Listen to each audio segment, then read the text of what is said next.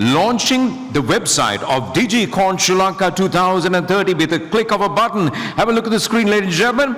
Yes, we have the access. Put your hands together, ladies and gentlemen. DigiCon Sri Lanka.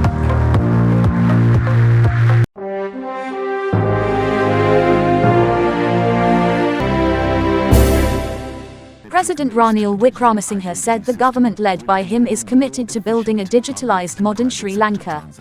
Launching DigiCon 2030 on Thursday at Temple Trees, the president said digitalising the public sector and speeding up digitalisation is the responsibility of the government, and a cabinet committee will be appointed for that purpose. DigiCon 2030, which was launched according to the concept of President Ranil Wickramasinghe, is a unique milestone in Sri Lanka's journey towards a digital economy. The program was organized by the Ministry of Technology.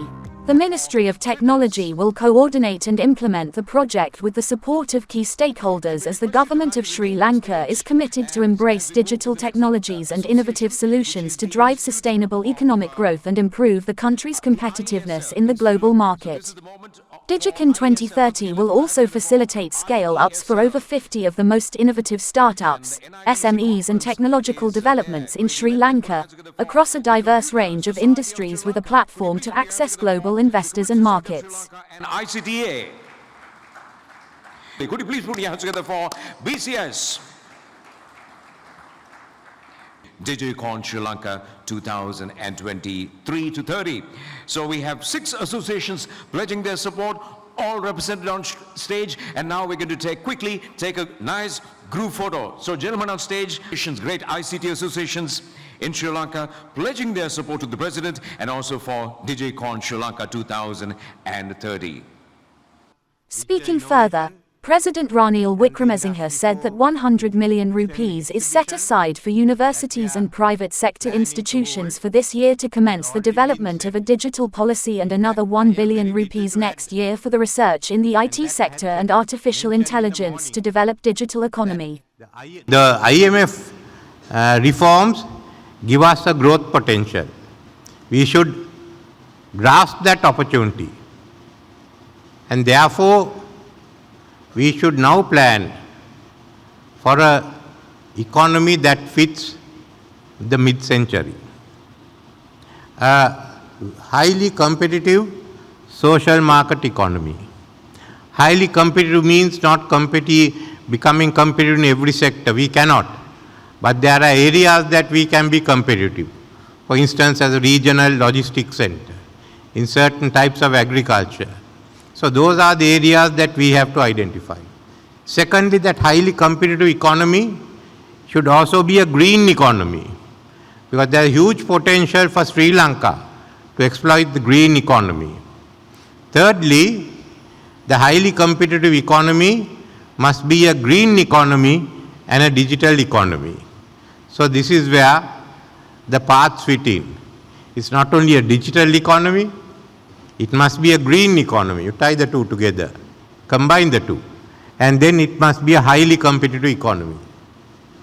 So these are details which the market will have to work out as we develop further. As far as the digital economy is concerned, we have now to develop our digital policy, which we haven't done so. So there are many ideas here, many proposals, and we have to do this together with the industry. Government spending cannot drive the digital economy. The digital economy has to be driven by the private sector. What we can do is to promote. We should not stand in the way. That's going to be our policies. Our digital policy, and within it an AI-oriented policy also of implementation. To do this, firstly, we have to build up the manpower.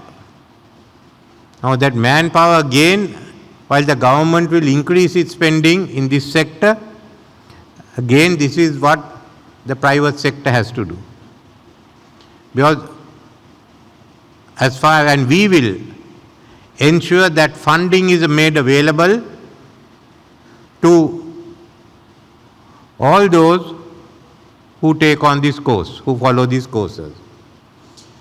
The IT, if you look at the whole digital industry, you see the two leading giants, US and China. In USA, it was driven by the market. Anywhere else. In China also is driven by the market. All of China's development came through the market. So we should not think of digital policy as being centered around the government. But there is certainly a duty of the government to accelerate the digitalization by digitalizing the government sector. What we plan to do in this government is to appoint a cabinet committee of ministers to ensure that the government sector digitalization is done fast and done quickly. That will help you to bring the digital policy forward and to accelerate it. We cannot wait too long. We should also coordinate and work together with our neighboring countries. I am looking forward to the economic and technological cooperation partnership with India, which will enable us to work together with India and specifically South India, which has grown by leaps and bounds. So this is the area that concerns Sri Lankan policy. Then the infrastructure. The infrastructure required will have to be provided by the private sector. Government is not in a position to do so. We will promote will certainly promote the provision of infrastructure by the private sector. This is one of the reasons that has led the government to privatize Sri Lanka telecoms. We just haven't the money to put into it. We need foreign investment and let it come through SLT and the other institutions that are involved. In this way, we are laying the groundwork for the government policy on digitalization.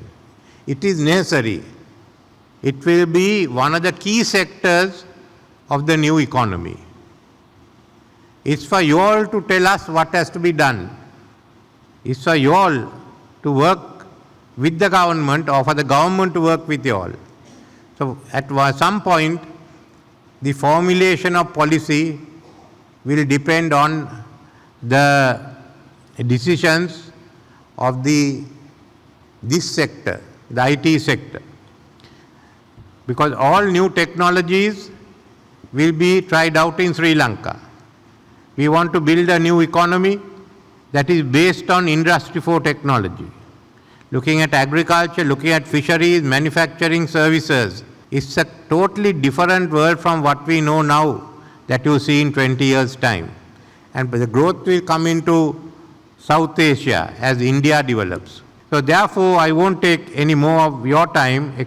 I've told you what we are planning to do, and we'll have this cabinet committee, and we should also focus on areas that are easy for us to develop. One such area is artificial intelligence.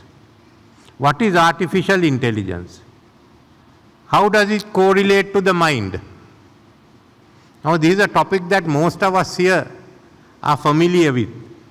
Being Buddhist, we know, as the Dhammapada says, mind determines everything. So what is the correlation between the mind and artificial intelligence? I think that's one area for us to work on. Now, second area I would say is research.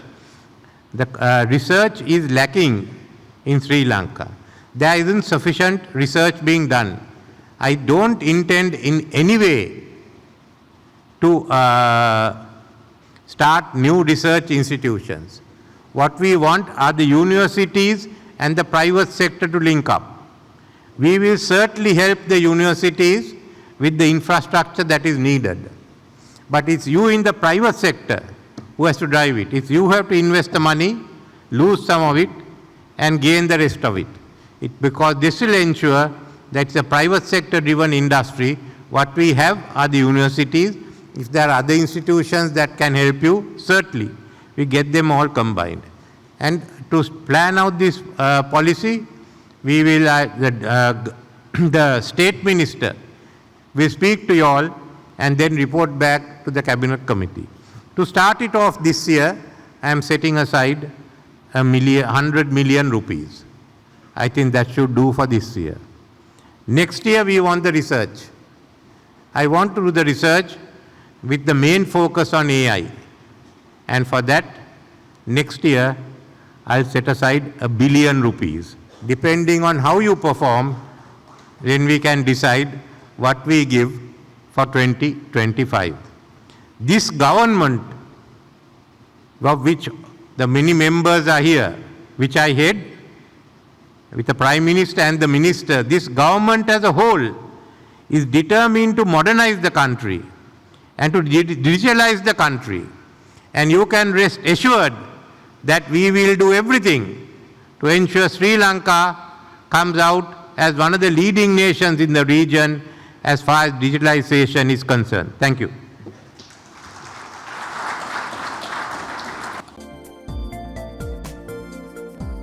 For more latest news, subscribe to FTTV.